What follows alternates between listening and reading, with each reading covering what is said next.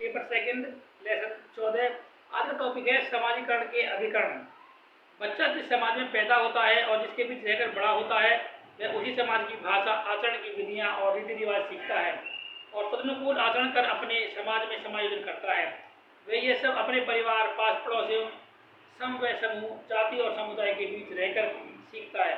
विद्यालयों में उसके इस प्रकार सीखे हुए व्यवहार का परिमार्जन किया जाता है।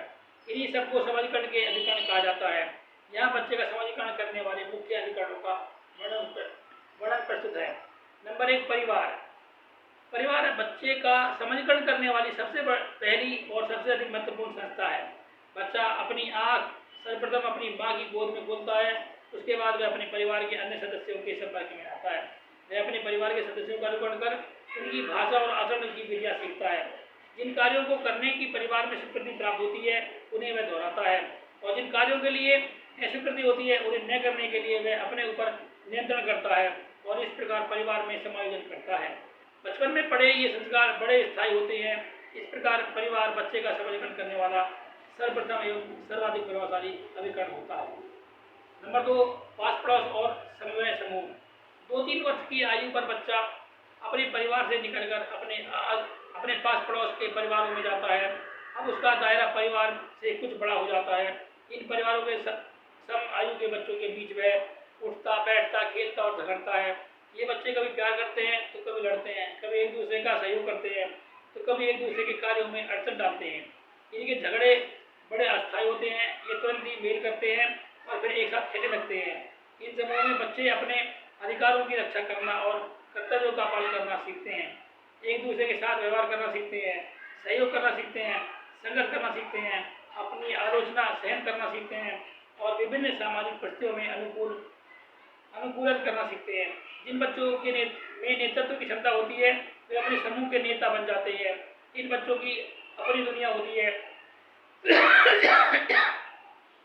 और इस दुनिया की अपनी एक ही व्यवस्था होती है। इस पर्यावरण में बच्चों का समाजीकरण बड़े स्वाभाविक ढंग से होता है। जाति भी समाजीकरण का मुख्य अभिकरण है। प्रत्येक जाति की अपनी कुछ विशेषताएं होती हैं। परिवार के सदस्य स्वयं अपनी जाति की सीमाओं में बंधे होते हैं। वे अपनी जाति के ही रीति रिवाजों को अपनाते हैं। बच्चा अपने परिवार के सदस्यों के साथ अपनी जाति के कार्यक्रमों में भाग लेता है, अपनी जाति के व्यवहार, प्रतिमान और रीति रिवाजों से परिचित होता है और उन्हें स्वीकार कर जाति में समायोजन करता है। समुदाय एक बृहत सामाजिक समूह होता है। इसमें परिवार, पास पड़ोस, जातियाँ और अनेक अन्य सामाजिक समूह, संगठन और संस्थाएं सभी सम्मिलित होते हैं। इनमें से कुछ की चर्चा हमने अलग अलग की है, पर समुदाय की चर्चा करना इसलिए आवश्यक है कि कोई समुदाय अपने में क्यों इकाई होता है और वह स्वयं इन सब समूहों, संगठनों एवं संस्थाओं का निर्माता होता है और विभिन्न सभ्यता और संस्कृति के समुदायों और एक भाषा, एक सभ्यता और एक संस्कृति के समुदायों में बच्चों का समाजीकरण भिन्न रूप में होता है। जिस समाज की एक भाषा होती है, एक से रीति रिवाज और एक संस्कृति होती है, उसके बच्चे चाहे जिस परिवार में क्यों न आए, समुदाय के सदस्यों के बीच उसी भाषा, उसी प्रकार के व्यवहार और उन्हीं रीति रिवाजों के संपर्क में आते हैं। परिणामतः उनके समाजीकरण की वही दिशा होती है। इसके विपरीत जिस समुदाय में भिन्न भाषा, भिन्न धर्म और भिन्न संस्कृतियों के लोग रहते हैं, उनके बच्चे अपने को भिन्न पर्यावरण में पाते हैं। ये बात सही है कि परिवार और जाति के संस्कार अमिट होते हैं, फिर भी समुदाय की भिन्न भिन्न सभ्यता और संस्कृतियों का प्रभाव बच्चों पर पड़ता ही है। समुदाय की सांस्कृतिक भिन्नता बच्चे के समाजीकरण में बाधक होती है। समुदाय में मनाए जाने वाले उत्सव और त्योहार बच्चे के समाजीकरण में विशेष योग देते हैं। इन अवसरों पर बच्चे एक दूसरे के संपर्क में आते हैं। इस संपर्क का परिणाम प्रतिद्वंदिता और सहयोग दोनों रूपों में देखा जाता है। थोड़ी सी सावधानी बरतने पर हम बच्चों में अपने समुदाय की भाषा करना, साहित्य, इतिहास, सभ्यता और संस्कृति के प्रति स्थायी भाव बना सकते हैं। हमें इसके लिए प्रयत्न करना चाहिए। उसी स्थिति में समुदाय बच्चे के समाजीकरण में सहयोगी हो सकते हैं, अन्यथा नहीं। विद्यालय, अब तक हमने समाजीकरण के जिन अभिकरणों का वर्णन किया है उनमें बच्चों का समाजीकरण आकस्मिक एवं स्वाभाविक रूप से होता है। विद्यालयों में इस समाजीकरण को बौद्धिक आधार प्रदान किया जाता है। सच पूछिए तो परिवार, पड़ोस, समवय समूहों, जाति और समुदाय के में बच्चों का जो कुछ भी समाजीकरण होता है उसे विद्यालय बौद्धिक आधार प्रदान कर उसे उचित दिशा प्रदान करता है और साहित्य प्रदान करते हैं। विद्यालयों में भिन्न भिन्न परिवारों के, भिन्न भिन्न जातियों के, भिन्न भिन्न धर्मों के, भिन्न भिन्न आर्थिक स्तर के और भिन्न भिन्न सामाजिक स्तर के बच्चे एक साथ पढ़ते हैं। इन बच्चों की भाषा और व्यवहार प्रतिमानों में कुछ भिन्नता होती है। विद्यालय अपने में एक ऐसा पर्यावरण उपलब्ध करते हैं कि यहाँ बच्चे विद्यालय की सामूहिक क्रियाओं में भाग लेते हैं और समाज की सर्वमान्य भाषा और आचरण की सर्वमान्य विधियाँ सीखते हैं और अपने वर्ग समाज में समायोजन करते हैं। यहाँ बच्चे अपने पर नियंत्रण करने और समाज सम्मत आचरण करने का प्रशिक्षण प्राप्त करते हैं। परिवार, पास पड़ोस और जाति के बीच बच्चों के दृष्टिकोण में एक संकीर्णता का विकास होता है। विद्यालय उनके इस संकुचित दृष्टिकोण को विस्तृत दृष्टिकोण में बदलने का कार्य करते हैं। यहाँ से निकलने के बाद बच्चे किसी भी समाज में समायोजन करने योग्य हो जाते हैं। अपने आगे के जीवन में उन्हें जिस समाज में भी रहना होता है वैसे ही उसकी जीवन शैली को अपनाकर उसमें समायोजन कर लेते हैं।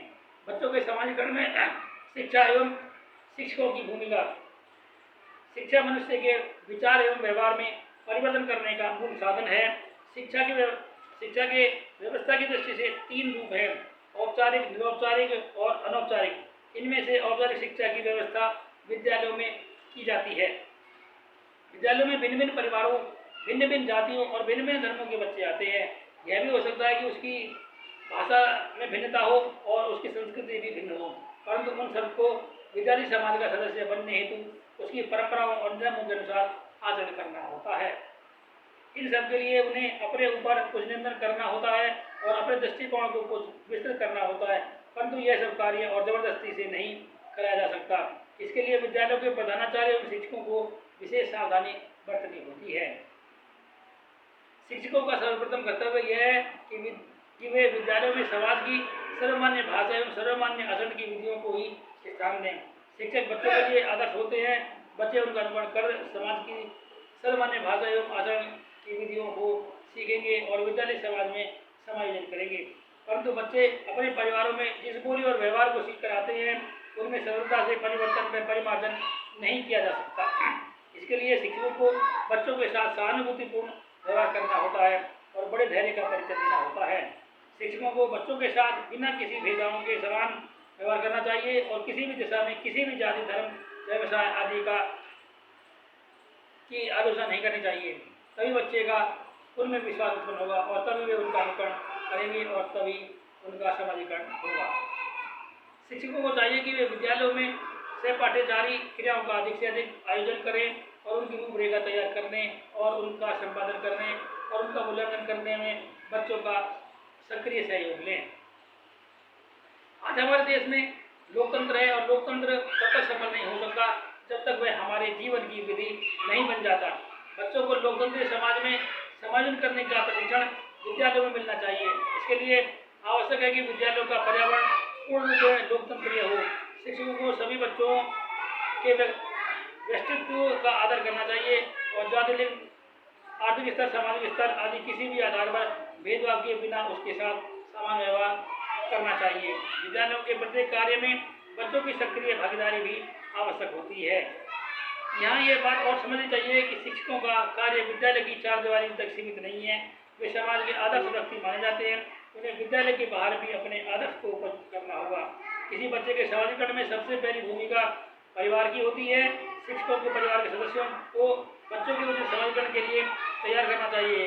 उन्हें अभिभावकों से भेजकर उन्हें विद्यालय के सर्वमान्य नियमों से परिचित करा देना चाहिए। उन्हें जाति, धर्म और व्यवसाय आदि की संकीर्णता से निकलकर वृद्ध समाज के सदस्य के रूप में सोचने के लिए विवश करना चाहिए। बच्चों के समाजीकरण में जनसंचार के साधनों की भूमिका। वर्तमान में बच्चों के किसी भी प्रकार के विकास में जनसंचार के साधनों, पत्र पत्रिकाओं, रेडियो और टेलीविजन का विशेष योगदान है। ये बच्चों के समाजीकरण में भी बड़े सहायक हैं। इनके माध्यम से बच्चे समाज विशेष की शिष्ट भाषा, रहन सहन एवं खान पान की विधियाँ, विभिन्न व्यक्तियों से विचित्र प्रकार से व्यवहार करने की विधियाँ और विभिन्न परिस्थितियों में विभिन्न प्रकार से व्यवहार